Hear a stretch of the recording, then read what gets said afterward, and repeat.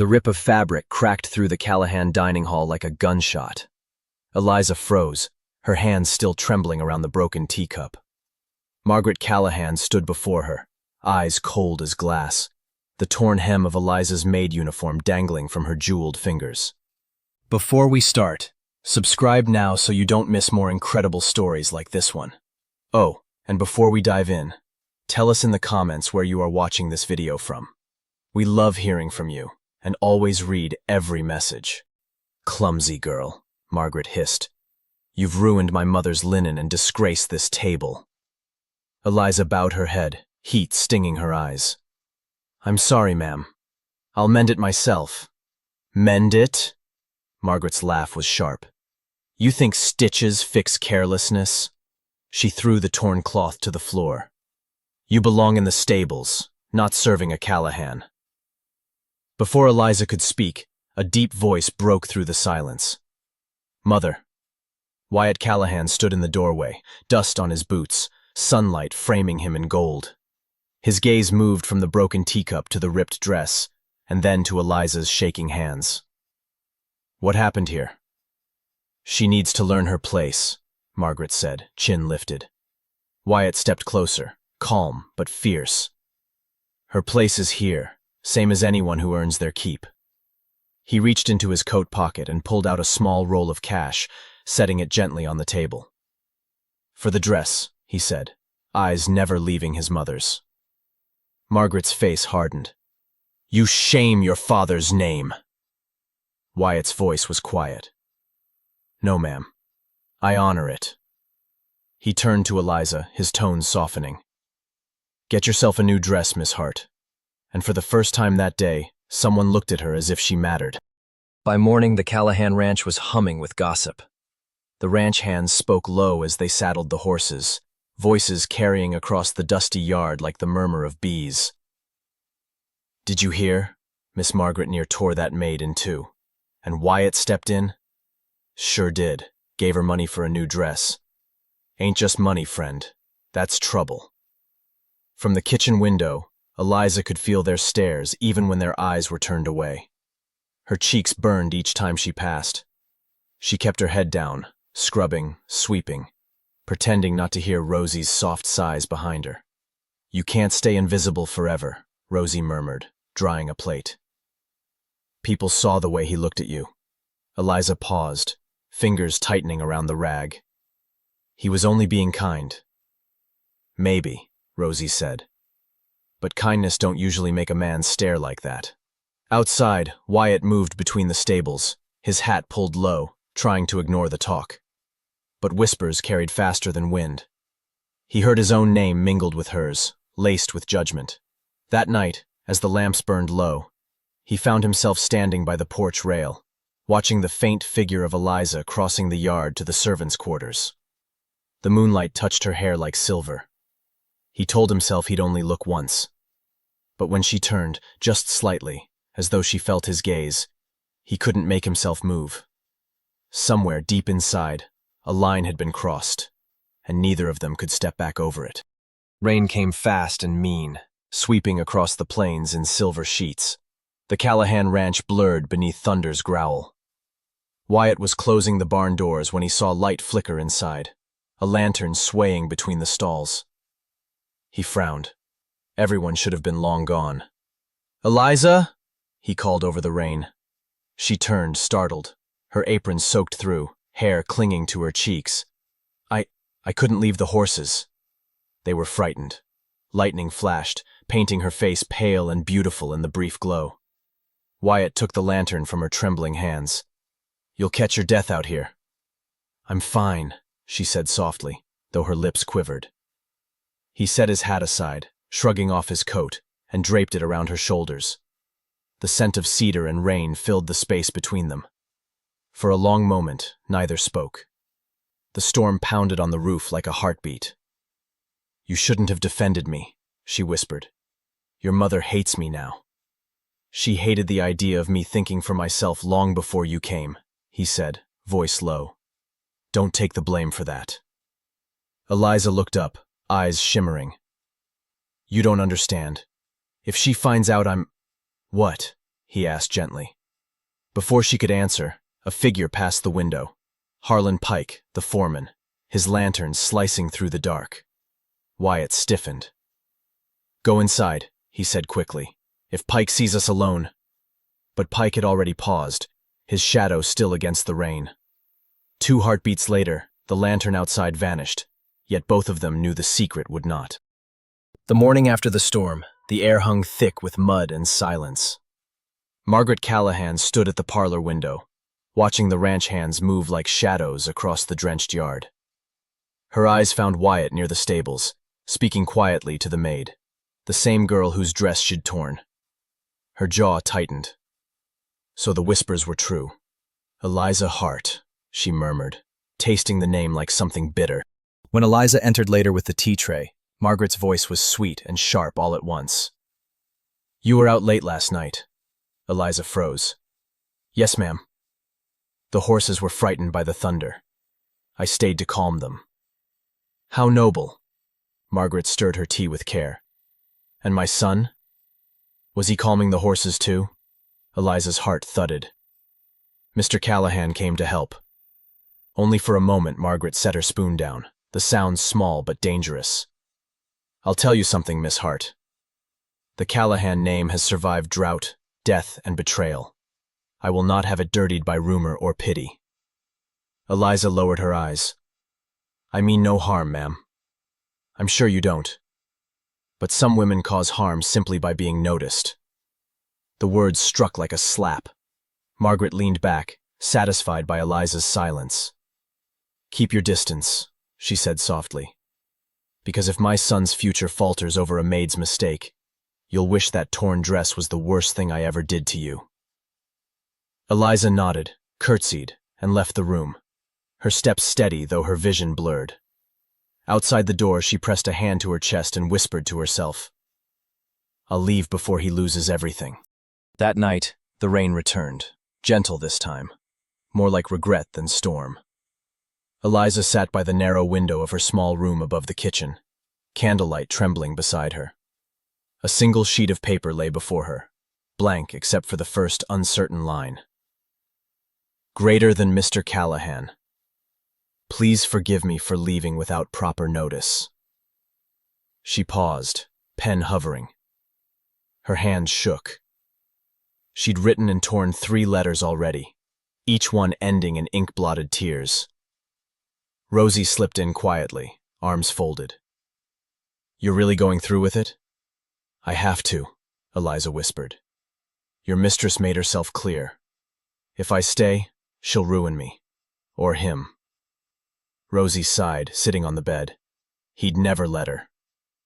"That's the trouble," Eliza said softly.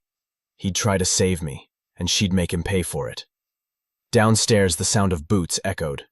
Wyatt's voice carried faintly, giving orders to Harlan Pike before turning toward the hall. Eliza froze, heart pounding. "Go," Rosie urged. "If he sees that letter—" Too late. The door creaked open.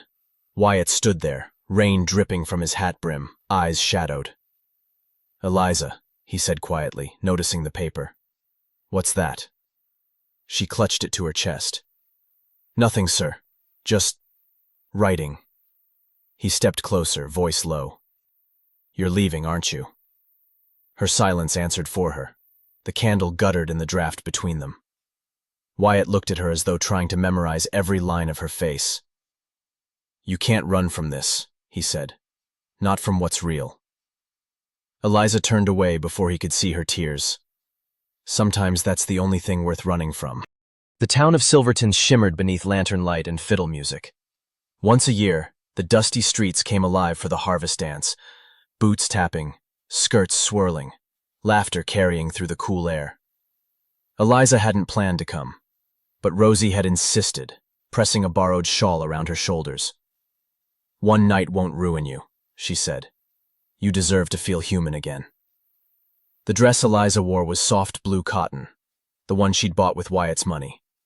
Every step she took in it reminded her of him. She stayed near the edge of the dance floor, heart thudding with every glance toward the door. And then he appeared, Wyatt Callahan, hat in hand, shoulders straight as if he carried the weight of the whole town's gaze. When their eyes met, the noise seemed to fade. He crossed the floor slowly, ignoring the whispers that rippled through the crowd. "Miss Hart," he said with a quiet smile, "you owe me a dance." Eliza hesitated.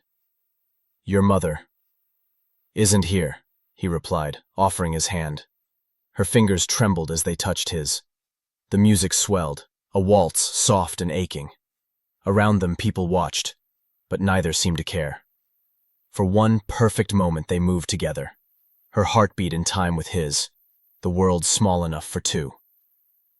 When the song ended, she stepped back, breathless. "We shouldn't have done that," she whispered. "Maybe not," he said, eyes steady. "But I'd rather be damned for dancing with you than blessed for pretending I don't care."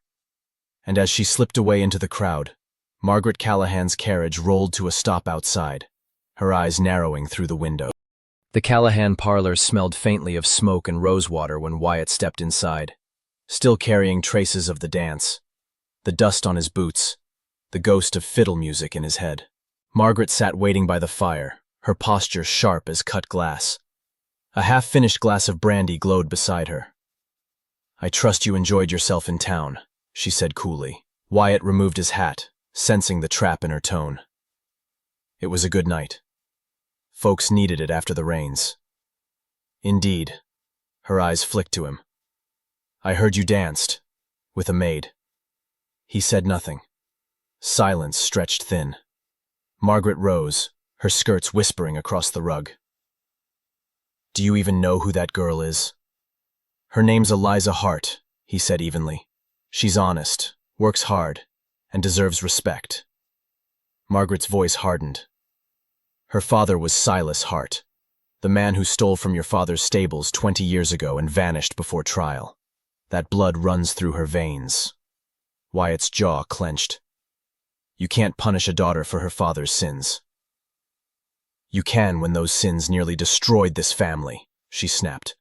"Your father's pride never recovered." Wyatt turned away, the firelight carving shadows across his face. "You mean your pride?" Margaret's breath caught. "If you defy me for her, I'll see her gone from this ranch by dawn." He faced her, calm but unyielding. "If she leaves, I leave too." For a heartbeat, neither spoke. Then Margaret's voice dropped to a whisper, half fury, half fear. "You'd throw away your birthright for a servant's love?" Wyatt met her eyes. "No, ma'am. I'd throw it away for the truth." The night air was cool and heavy with the scent of sage. Eliza stood by the old fence line behind the barn, her hands gripping the rail as if holding herself upright against the weight of what she knew was coming. Wyatt found her there, the moonlight glinting on her tear-streaked face. "You weren't at supper," he said softly. "I couldn't face her," Eliza replied. "Not after what she told you." He took a step closer. "So it's true then. Your father—" Eliza nodded before he could finish. "Silas Hart. He worked for your family. When the ledgers came up short, they said he stole the payroll money. But he didn't, Wyatt. He swore it on his life." "Then why'd he run?" "Because no one would listen." Her voice broke. "Your mother made sure of that. She told the sheriff he was guilty before there was even proof. We left that night and never came back. He died still saying he was innocent." Wyatt's hands curled into fists. "She said he ruined my father's name." Eliza looked up, eyes fierce through her tears. "No. He took the blame so someone else could keep theirs." The wind caught her hair, lifting it like a whisper between them. "I should have told you sooner," she said. "But I thought if you knew who I was, you'd see me the way everyone else does, like I'm a curse." Wyatt stepped closer until his voice was a vow. "I see you, Eliza. Not your name, not your father's ghost, just you." And in the silence that followed, the distance between them vanished, though the truth now bound them tighter than love ever could. The wind turned wild that night, howling through the ranch like something alive. By midnight, the smell of smoke curled through the air, thin at first, then thicker, choking. Eliza woke to shouting. Flames licked the edges of the stables, painting the sky in furious orange. Horses screamed, kicking against their stalls. She didn't think. She ran. The barn doors were already engulfed, heat searing her skin as she fought them open. Inside, the world was chaos, fire snapping at the beams, straw exploding into sparks. She threw a blanket over one horse, slapping its flank until it bolted to safety. "Wyatt!" she called, coughing hard. "Someone get Wyatt!" But Wyatt was already there, bursting through the smoke with a wet sack in hand. "Eliza, get out!" "I can't. There's one more." She pointed to a terrified mare at the far end. He started toward her, but the roof groaned overhead. "Eliza, no!" She darted forward anyway, cutting the rope loose just as the beam above gave way. Wyatt lunged, dragging her aside as fire crashed where she'd stood. Outside, Harlan and the ranch hands doused the blaze, shouting orders into the night. Wyatt carried Eliza clear of the flames, her dress singed, skin blistered, but her eyes fluttering open. "You're safe," he breathed, holding her close. "I saved her," Eliza whispered weakly, voice fading. "Your mother's favorite." Margaret appeared through the smoke, face pale with shock. She fell to her knees beside them, the first tears Wyatt had ever seen her shed. "Eliza," she whispered, reaching for the girl's burned hand. "What have I done?"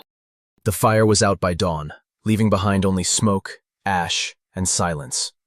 The stables were blackened shells, the air heavy with the scent of ruin. Inside the big house, every creak of the floorboards sounded like a prayer. Eliza lay pale and still in the guest room, Margaret's own, by Wyatt's insistence. Her arms were bandaged, her hair damp with sweat. The doctor had said the burns were deep, but her pulse was steady. "She's strong," he'd murmured. "That might save her." Wyatt hadn't left her side. He sat at the edge of the bed, elbows on his knees, his mother's presence a ghost at the doorway. "She saved your horses," he said quietly, not looking up. Margaret's voice was thin. "I know." "You should have seen her," he continued, eyes fixed on Eliza's face. "Didn't think twice. Just ran into the fire like she belonged there more than any of us." Margaret swallowed hard. She shouldn't have had to. Wyatt turned to her finally, anger flickering beneath his grief. "No, Mother. She shouldn't have had to earn your respect with her life." Margaret flinched. "I never wanted this." "But you made it happen," he said, his voice breaking. "Every word you spoke against her, every lie you told about her family, it led here." She took a trembling breath. "Then tell me how to make it right." He looked down at Eliza, her hand resting limp in his. "Start by telling the truth." Margaret stared at the girl who'd saved her legacy, tears blurring her vision. For the first time in years, pride no longer felt like power. It felt like poison. The house was hushed, save for the soft ticking of the hall clock and the whisper of wind against the shutters. Margaret sat alone in her late husband's study, the fire burning low. On the desk before her lay an old leather ledger, its pages yellowed, its secrets long buried. Her hands trembled as she turned to the entry marked April 7th, 1878, the day Silas Hart was accused. The handwriting was unmistakable, her own. She had written the report herself, covering for her husband's reckless losses. The missing wages had been spent, not stolen, but pride had demanded a scapegoat. A sob escaped her, quiet but sharp. "Dear God, what have I done?" When Wyatt entered, she didn't turn. "It was me," she said softly. "Not him. Silas Hart never took a thing." Wyatt stood still, the truth cutting through him like cold steel. "You framed an innocent man." Tears streaked her face. "Your father's temper, his gambling. I couldn't let the town know. The Callahan name would have fallen apart. So I lied. And that lie grew until it took everything from her family, and nearly from you." He stared at her, disbelief warring with heartbreak. "You let Eliza suffer for your shame." Margaret nodded slowly. "And she still saved me. She ran into that fire for my horses. For my name. Wyatt turned toward the door, his voice raw. Then you tell her the truth, Mother. She deserves to hear it from the only one who can set her free.